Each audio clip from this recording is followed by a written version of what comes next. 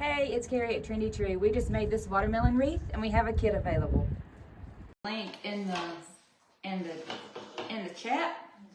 In the comments. And so we got emerald, fancy, lime green with the red